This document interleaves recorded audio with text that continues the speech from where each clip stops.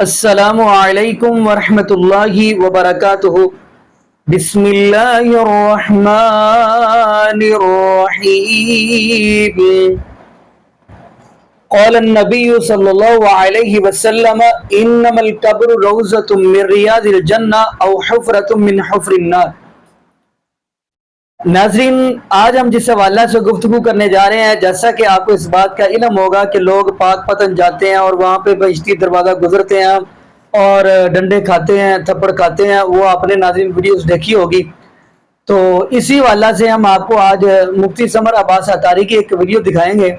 ان کا کہنا ہے جی کیا ہوا ہے اگر ہم اس کو جنت کہہ لیتے ہیں، تو اس حدیث کے مطابق جو میں نے شروع میں پڑھی ہے، انما القبر روضۃ من ریاض الجنہ او حفرۃ من حفر النار، یہ حدیث ساتھ ملا کے اس بہشتی دروازے کو ثابت کر رہے ہیں جی کوئی بات نہیں، یہ جنتی ہی دروازہ ہے۔ تو آئیے ناظرین ہم وہ مل کے ویڈیو دیکھتے ہیں مفتی سمر عباس عطاری کی، تو پھر انشاءاللہ اسی حوالہ سے ناظرین ہم بھی گفتگو کریں گے۔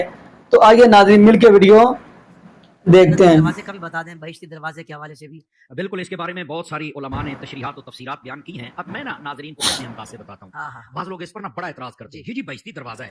میں نے ایک کتاب میں پڑھا تھا اور یہ کتاب ڈائجسٹ ٹائپ تھی، اس کے اندر اعلیٰ حضرت تائیدار گولڑا پیر سیدنا مہر علی شاہ صاحب رحمۃ اللہ علیہ آپ کے حوالے سے یہ بات لکھی۔ آپ جب حضرت بابا فرید الملت والدین والحق آپ کے مزار اقدس پہ گئے تو آپ نے بھی خواہش کا اظہار فرمایا کہ میں نے اسی دروازے سے گزرنا ہے۔ اچھا، یہاں پر ایک مولوی تھا، وہ بڑا اس پر تقریریں کرتا تھا، آگ بگولا ہوتا تھا، ہر جمعے سڑ کے اس کا منہ کالا ہوا تھا، پتہ نہیں یہ کیا۔ اس کو جب پتہ چلا نا کہ پیر مہر علی شاہ صاحب رحمۃ اللہ علیہ آ رہے ہیں، اس نے کہا یار بڑا پڑھا لکھا پیر ہے، سید ہے اور بڑا ٹنا ٹن مسئلے بیان کرتے ہیں، تو آج پتہ چلتا ہے کیا جب پیر مہر علی شاہ صاحب ہے تو آپ نے بھی اظہار فرمایا۔ تو اس نے آ کر چند اس کے چمچے کڑچے بھی ساتھ تھے، میں تھوڑا پنجابی کا لفظ بول لیتا ہوں، تو انہوں نے آ کے شور مچانا شروع کر دیا۔ وہ آ کے کہنے لگے یہ آپ جیسا پڑھا لکھا پیر، کیا یہ شرک نہیں ہے، فلاں نہیں ہے، یہاں یہ نہیں۔ آپ نے جب دیکھا نا کہ یہ پورا جناب گرم ہو چکا ہے، آپ نے فرمایا بھیا روکے، ہماری بھی بات سنو گے ذرا، سمجھ آئی؟ اعلیٰ حضرت تائیدار گولڑا رضی اللہ عنہ آپ فرمانے لگے بھئی بات یہ ہے کہ تو ایک دروازے پر اتنا آگ بگولا ہو رہا ہے، مجھے ایک بات بتا، کیا اس کے دلائل تجھے حدیث میں نظر نہیں آئے؟ اس نے کہا حدیثوں میں ہے ہی نہیں۔ فرمایا میں حدیث پڑھتا ہوں تیرے سامنے، آقا کریم علیہ السلام نے کیا یہ نہیں فرمایا انما القبر روضۃ من ریاض الجنہ او حفرۃ من حفرۃ النار، کہ یہ جو قبر ہے یا تو جنت کے باغوں میں سے ایک باغ ہے یا جہنم کے گڑھوں میں سے گڑھا ہے؟ کہا بالکل یہ حدیث ہے۔ فرمایا رک جا پھر۔ فرمایا جہنم کا گڑھا کس کی قبر ہوتی ہے؟ کہا کافر کی۔ فرمایا بابا کے بارے میں کیا کیا؟ کہہ رہے تھے تو مسلمان ہوتا، لاکھوں مسلمان کی اپنی نگاہ پیسے۔ اچھا، فرمایا مسلمان ہیں بلکہ مسلمان گر ہیں؟ کہا بالکل۔ ولی کامل ہے؟ کہا بالکل۔ فرمایا مسلمان کی قبر کیا ہوتی ہے؟ تو وہ کہنے لگا وہ جنت کا باغ ہوتے ہیں۔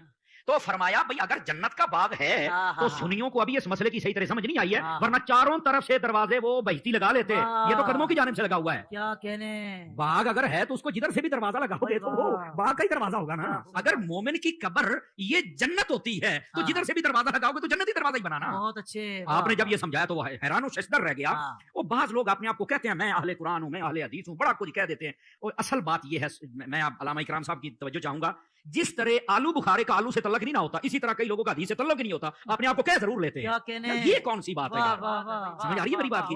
یہ جیسے لوگ لکھ لیتے ہیں یونانی دواخانہ، بھائی یونانی دواخانہ اس کا یونان سے تعلق ہی نہیں ہے، پرلے درجے کا جاہل بیٹھا ہوا نام کو کیش کر رہا۔ تو اسی طرح کئی لوگوں کا قرآن اور حدیث سے تعلق ہی نہیں ہوتا، ٹائٹل وہ لگا لیتے ہیں۔ یہ آپ کو کس نے اجازت دے دی؟ تائیدار گولڑا نے ایک مسئلے میں بات سمجھا دی۔ میں پھر کہہ رہا ہوں کہ یہ حوالہ کا معاملہ اللہ کے سپرد کرتا ہوں، جو میں نے پڑھا تھا مجھے مستحضر ہے، میں نے آپ کو سنا دیا۔ یہ آپ کے قدموں والا دروازہ۔ اور یہاں پر یہ جب سیدی امیر علیہ سنت سے سوال ہوا تو آپ نے بڑا خوبصورت جواب فرمایا یہ ہمارے بزرگوں سے نسل در نسل یہ چلتا رہا ہے، اور یہ منقول بھی ہے، معروف بھی ہے اور معمول بھی ہے۔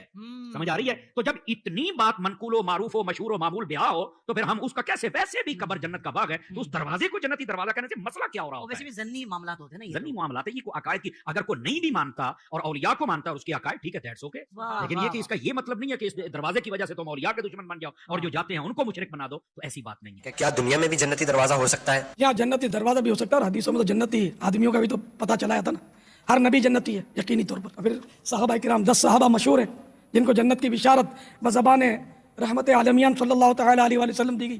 پھر یہ تو قطعی جنتی، پھر مطلقاً ہر صحابی جنتی، پھر جس کا ایمان پر خاتمہ ہو وہ جنتی۔ جنتی دروازے کی حقیقت بتاؤں میں آپ کو، اس کی حقیقت یہ ہے کہ حضرت سیدنا خواجہ نظام الدین اولیاء رحمت اللہ تعالیٰ علیہ کے بارے میں یہ منقول ہے کہ انہوں نے بیداری میں محبوب باری صلی اللہ تعالیٰ علیہ وسلم کی پیاری پیاری زیارت کی، اور وہ بھی اس حال میں کہ خلفاء راشدین کے ہمراہ سرکار صلی اللہ تعالیٰ علیہ وسلم اسی دروازے سے گزر رہے تھے جس کو آج کل بہشتی دروازہ کہتے ہیں۔ اور آقا صلی اللہ تعالیٰ علیہ وسلم نے ارشاد فرمایا جو اس دروازے سے گزرا وہ امن میں آ گیا۔ تو اس حکایت کو, اس واقعے کو بے شمار اولیاء کرام رحمہم السلام نے برقرار رکھا اور آج تک مسلمان اس کو تسلیم کرتے آ رہے ہیں. یہ ہے بہشتی دروازے کی. جی ناظرین, آپ نے یہ ویڈیو ملاحظہ فرمائی تو دیکھ لیا ناظرین آپ نے. ناظرین آئیے ہم وہ حدیث پڑھتے ہیں. فرمایا انما القبر روضۃ من ریاض الجنہ او حفرۃ من حفر النار. قبر یا تو جنت کے باغوں میں سے ایک باغ ہے یا پھر جہنم کے گڑھوں میں سے ایک گڑھا ہے.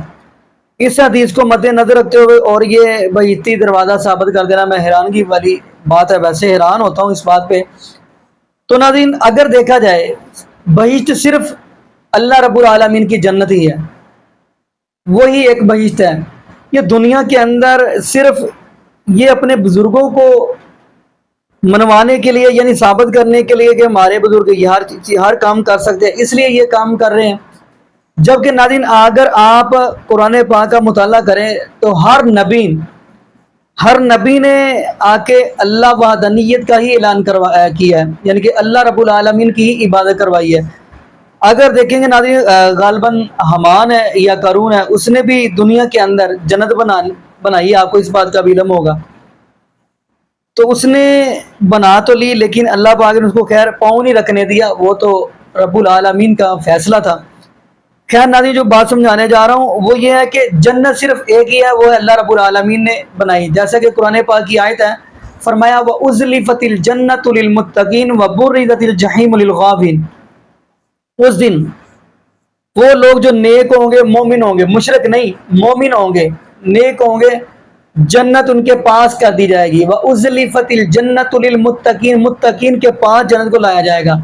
تو ناظرین آپ کو یہ بات بھی بتاتا چلوں کہ سب سے بڑا اگر گناہ ہے نا وہ ہے شرک,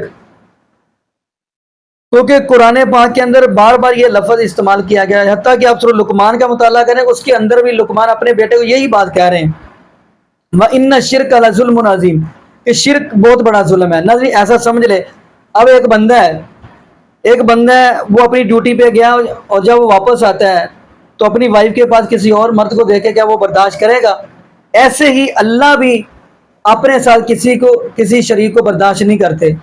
ایک انسان ہو کے یہ چیز برداشت نہ کرے تو وہ رب کیسے برداشت کر لے گا؟ تو ناظرین دعا کریں اللہ پاک ایسے لوگوں کو سمجھنے کی توفیق دے, اور یہ بھی دعا کریں اللہ پاک ہمیں نبی پاک صلی اللہ علیہ وسلم کی شریعت کے مطابق زندگی گزارنے کی توفیق دے. اور یہ بھی دعا کریں اللہ پاک ہمیں 5 وقت کا پکا اور سچا نمازی بنا دے. اور جتنے بھی بے اولاد جوڑے ہیں اللہ پاک سب کو نیک لورینہ صحت تندرستی والی ایمان والی لمبی زندگی والی اولاد عطا فرما دے. جزاکم اللہ خیرہ, احسن الجزاء. السلام علیکم ورحمۃ اللہ وبرکاتہ.